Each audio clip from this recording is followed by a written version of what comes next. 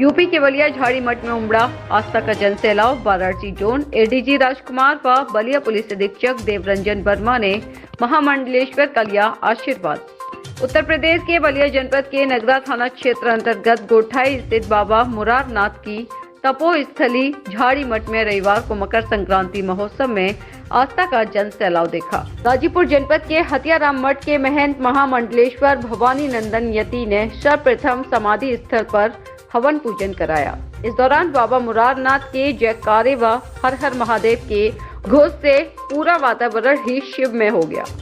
कड़ाके की ठंड के बावजूद दूर दराज गाँव के श्रद्धालु पुरुष व महिलाओं का हुजूम सुबह से ही कतारबद्ध होकर दर्शन पूजन करता रहा। भारी भीड़ के कारण झाड़ी मठ में मेले जैसा दृश्य उत्पन्न हो गया।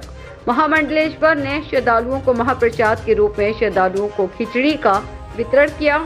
श्रद्धालुओं सहित वाराणसी जोन के एडीजी राजकुमार व बलिया पुलिस अधीक्षक देवरंजन वर्मा ने पहुंचकर समाधि स्थल पर मत्था टेका और महामंडलेश्वर का आशीर्वाद लिया। इस मौके पर मुकेश सिंह, पूर्व प्रमुख अनिल सिंह, काशीराम जायसवाल, हरि नारायण सिंह आदि लोग मौजूद रहे। सुरक्षा की दृष्टि से जनपद की आधा दर्जन थाना प्रभारी दल बल के साथ डटे रहे। बताते चले कि 52 बीघे में फैले झाड़ी मठ की विशेष महत्ता है। यहाँ पर हर समय श्रद्धालुओं का तांता लगा रहता है। ऐसी मान्यता है कि बाबा मुरारनाथ की समाधि स्थल पर जिसने भी माथा टेका उसकी मनोकामना पूरी हुई। बलिया से पिंटू सिंह की रिपोर्ट। आज यूपी के बलिया जिला मुख्यालय से लगभग 50 किलोमीटर दूर समाचार A to Z की टीम आ गई है झाड़ी गांव में। नगरा थाना क्षेत्र अंतर्गत पड़ता है झाड़ी गांव और यहाँ देख रहे हैं कई हजार श्रद्धालु आज सुबह से ही जो है तांता लगा हुआ है। यहाँ तक प्रसाद वितरण का कार्यक्रम भी सुबह से चल रहा है, देर रात तक चलेगा। और हमसे इसी गाँव के एक समाजसेवी जुड़े हुए हैं मुकेश सिंह और उन्हीं के मित्र हैं। वो बताएंगे कि आप पीछे देख रहे हैं विशाल बरगद जो 900 वर्ष पूर्व है से खड़ा है और यहाँ पे तमाम तरह की जो व्यवसाय चले। आइए इनसे हम जानेंगे कि आखिर इसकी क्या व्यवसाय है, क्या मान्यता है। संजय, मैं उत्तराखंड में ऋषिकेश में अध्यापक हूँ गवर्नमेंट में। और ये बाबा मुरारनाथ जी की तपस्थली है और इस तपस्थली का जो पौराणिक मान्यता है ये 900 वर्षों का इतिहास है। और बाबा मुरारनाथ जी की इस तपस्थली में प्रत्येक वर्ष भवानी नंदन यति जी महाराज जो हथियाराम महंत हैं उनके द्वारा यहाँ मकर संक्रांति पे सभी श्रद्धालुओं को प्रसाद वितरण किया जाता है। और सारे श्रद्धालु यहाँ पे 3 दिन का कार्यक्रम लगता है और यहाँ पे बाबा भवानी नंदन यति जी महाराज जो है प्रवचन करते हैं। और हरिहरात्मक जो पूजा होती है यह पूजा पूरे देश में हमारे जो 360 मठ हैं उसके मठाधीश हैं स्वामी भवानंद यति जी महाराज जी।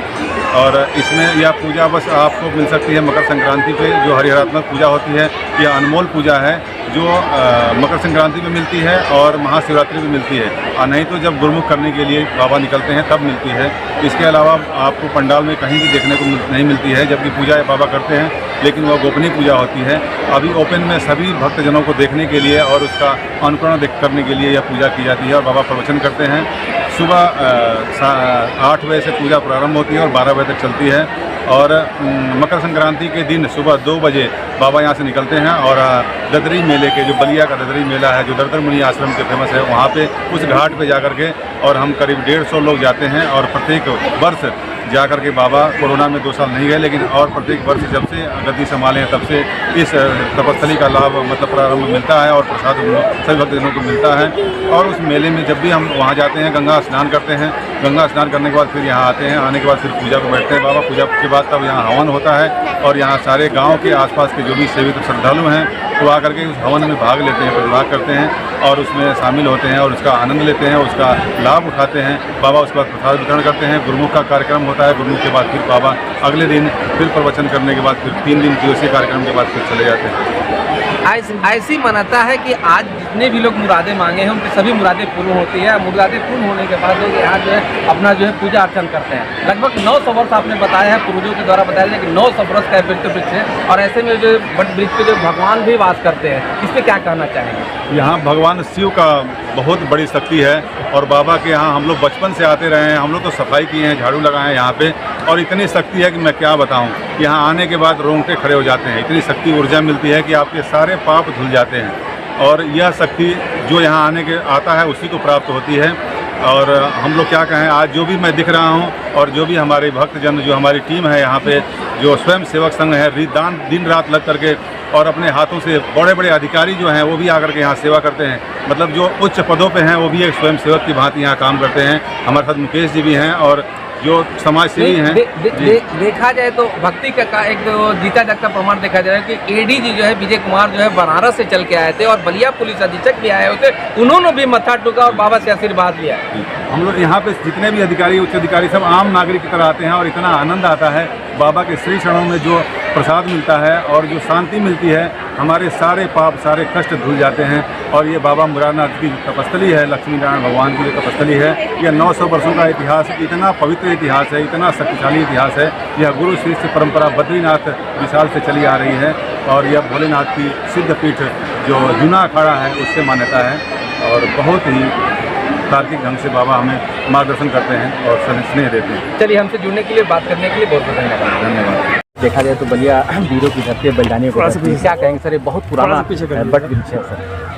आज यहाँ पर चूँकि मकर संक्रांति का पूरे देश में उत्सव मनाया जा रहा है, तो इसी वजह से सभी लोग आज यहाँ से जितने वरिष्ठ अधिकारी के भ्रमण थे और हमारे एडीजी जोन महोदय भी अलग अलग जनपदों में जाकर भ्रमण कर रहे थे। उसी परिप्रेक्ष्य में आज वो यहाँ जनपद बलिया में है और यहाँ पर झाड़ी धाम है, बाबा झाड़ी धाम है। यहाँ पर काफ़ी बड़ा मेला लगता है, काफ़ी भीड़ रहती है, तो इसकी सुरक्षा व्यवस्था के मद्देनजर एडीजी सर ने भी आकर के यहाँ जायजा लिया, हमने भी देखा और यहाँ पर भी झाड़ी धाम यहाँ पर हमें दर्शन भी किए। तो बाकी पूरे जनपद में कुशलता से चल रहा है मकर संक्रांति का कार्यक्रम और हम लोग को पूरा प्रयास है कि शांतिपूर्वक ढंग से हम लोग मकर संक्रांति का जो पूरा पर्व है उसको संपादित करें। जी, प्रदेश में सर 22 जनवरी को जिस तरीके से भव्य कार्यक्रम हो जाए अयोध्या में, उस तरह से देखा जाए तो लॉ एंड ऑर्डर को लेकर जो पूरे जनपद में अलर्ट मोड पे है सर, इसमें बलिया कहाँ तक सब सक्सेसफुल है? बलिया में जितने भी शासन की तरफ से हम लोग को दिशा निर्देश मिल रहे हैं, चाहे वो माननीय मुख्यमंत्री जी के महोदय माध्यम से मिल रहे हो, चाहे डीजीपी महोदय की किसी के माध्यम से मिल रहे हो,